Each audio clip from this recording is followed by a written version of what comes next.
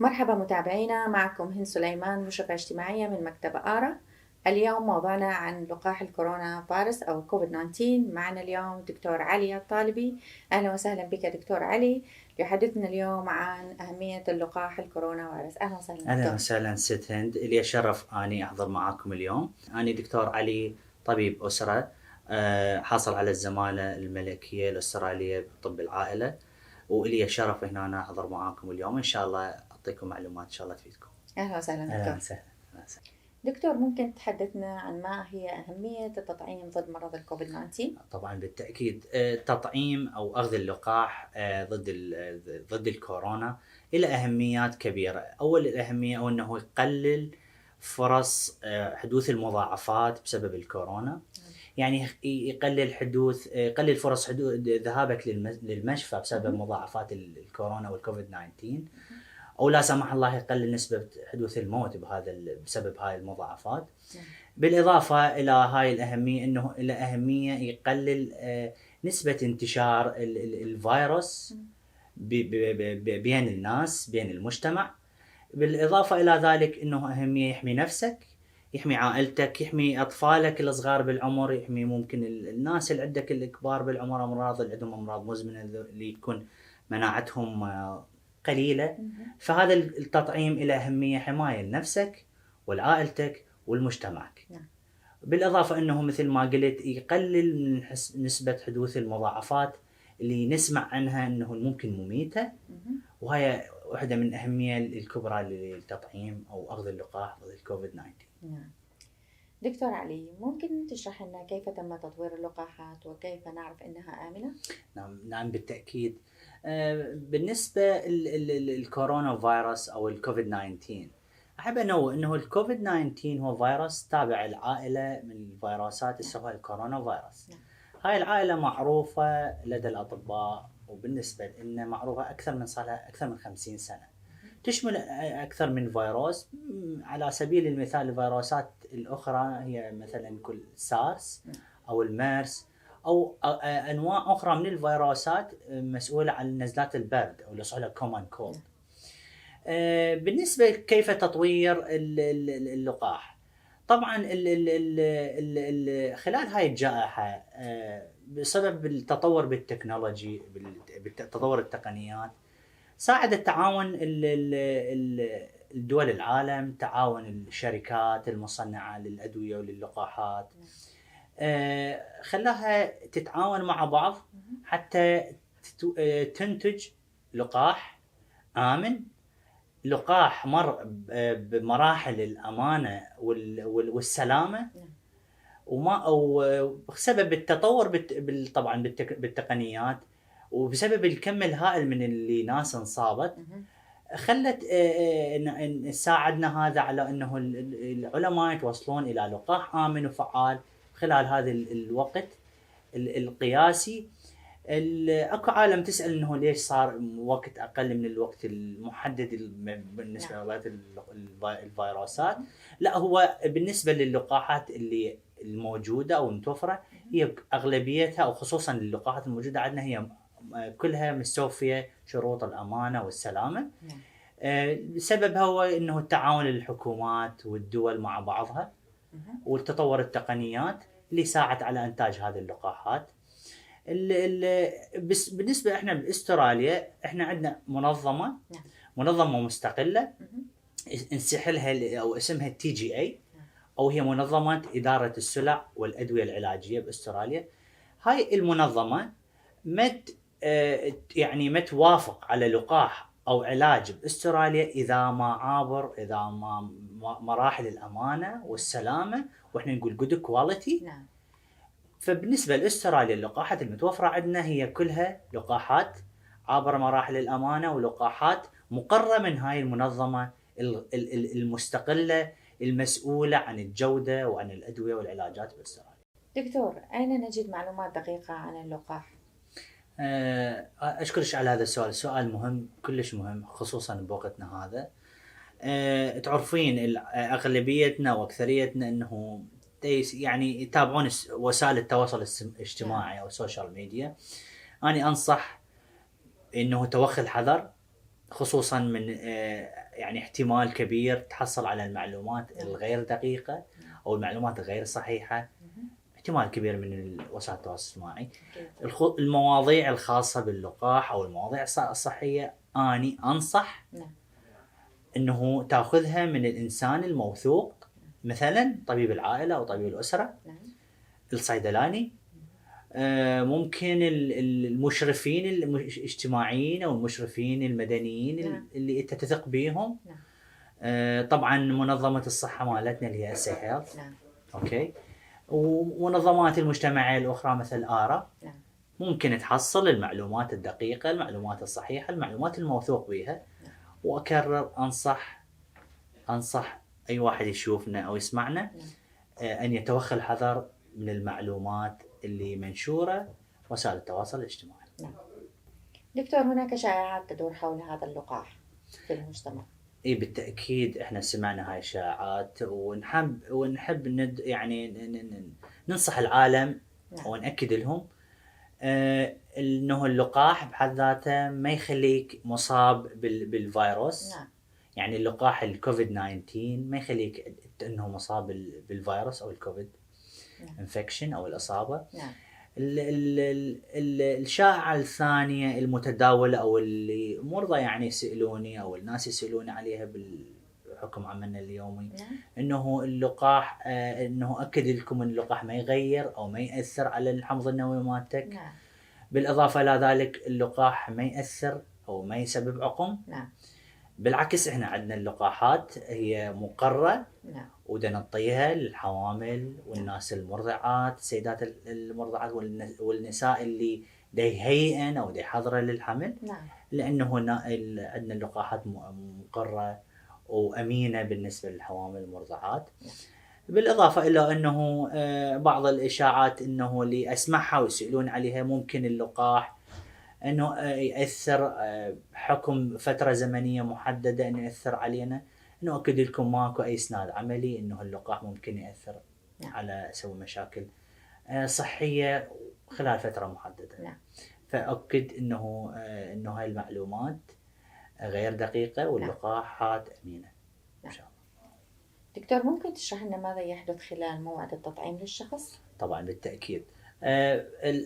التطعيم ممكن يستغرق بين 30 إلى 45 دقيقة.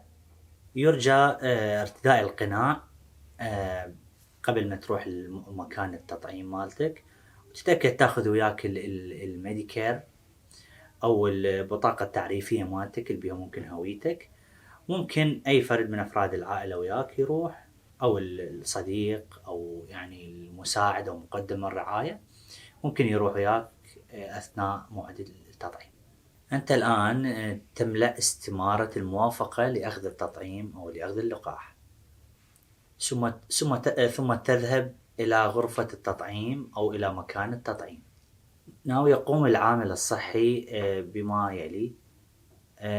سوف يأخذ استمارة الموافقة لأخذ التطعيم، سوف يؤكد هويتك، يسأل عن تاريخ التطعيم الحديث الخاص بك، يتأكد من موافقتك على أخذ اللقاح وتلقي التطعيم،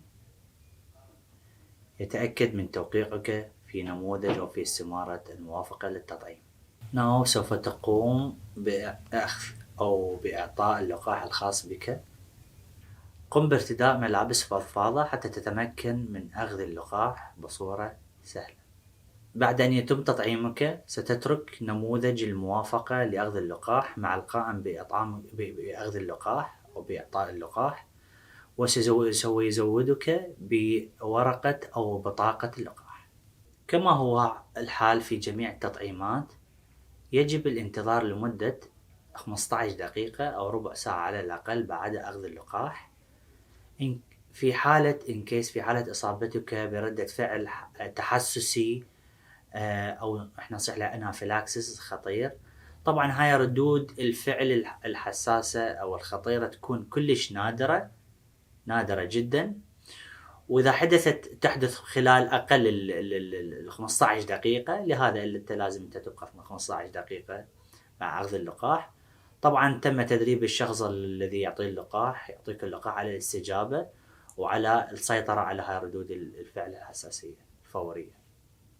أقل من 1% من الأشخاص اللي أخذوا التطعيم أو اللي أخذوا اللقاح ممكن يزورون الطبيب أو يزورون المشفى، يعني قسم الطوارئ بعد التطعيم. نعم.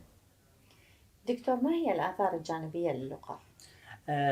طبعا ممكن أن تكون لجميع اللقاحات أو الأدوية ممكن آثار جانبية، وهاي الآثار الجانبية تختلف من شخص إلى آخر. الآثار الجانبية اللي تصاحب أو اللي ممكن تصاحب التطعيم هي تحدث ليش نتيجة لأنه اللقاح دا يعلم الجهاز المناعي مال الجسم كيفية إنتاج الأجسام المناعية أو الأجسام المضادة لمحاربة المرض. نعم. هاي العملية بحد ذاتها ممكن يصير لها آثار جانبية. بالنسبة للتطعيم ضد الكوفيد 19 أو الكورونا فيروس 19 الأكثر شيوعاً واللي إحنا نقول لك expect يعني متوقعة إنه ممكن يكون ألم بسيط أو احمرار أو انتفاخ بسيط في مكان الإبرة أو مكان الحقن. نعم. احتمال يصير صداع أو ألم رأس بسيط. نعم. احتمال يصير يعني شعور بالتعب أو ألم بالعضلات أو ألم بالمفاصل. نعم. احتمال حمى بسيطة. هاي الآثار الجانبية ممكن تحدث خصوص يعني خلال يوم إلى أكثر من يوم، ممكن تستمر إلى كم يوم طبعا.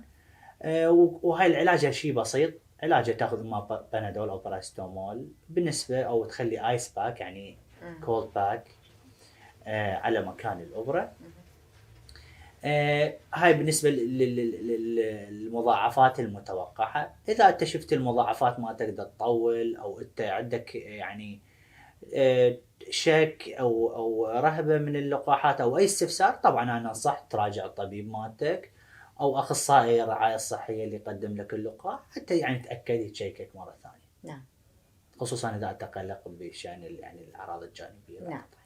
اي يعني الاعراض الجانبيه تختلف من شخص الى اخر. اكيد بالتاكيد. طبعا يعني بالنسبه مو بس باللقاح، حتى الادويه. نعم. الجسم اجسام تتفاعل، يعني يكون اثار جانبيه مختلفه من شخص الى اخر. اكو ناس تصير عندهم اثار جانبيه بسيطه، اكو ناس ما تصير عندهم. نعم. وهي الاثار الجانبيه ممكن يعني تستمر يوم، ممكن كم يوم. نعم. وكلها يعني كل الاثار الجانبيه هي علاجها بسيط. بس اذا انت بعدك شك عندك او بعدك يعني تطول الاثار الجانبيه، ممكن تراجع الطبيب مالتك او نعم. المسؤول عن الرعايه الصحيه او اللي من اخذت اللقاح، مجرد يعني تجيك. نعم. اي صح دكتور، اعتقد الاعراض الجانبيه تختلف من شخص الى اخر. بالنسبه لي انا لما اخذت اللقاح الجرعه الاولى كان عندي شويه الام بمنطقه اللقاح، بس الجرعه الثانيه صار عندي الام صداع بسيط مع تعب وارهاق. طبعا هاي بالتاكيد. انا من ان اخذت اللقاح الجرعه الاولى كان صار عندي مكان يعني مكان الحقن مكان الابره ألم بسيط. ويا الجرعة الثانية شوية حسيت إنه أنت تعبان شوية، يعني شوية وجع، يعني ألم أو صداع بسيط. ما يعني بقى تقريبا يوما. نعم. يعني مجرد أخذت باراستامول. نعم. ويعني درينك فلويد ووتر، يعني تشرب مي وترتاح. نعم.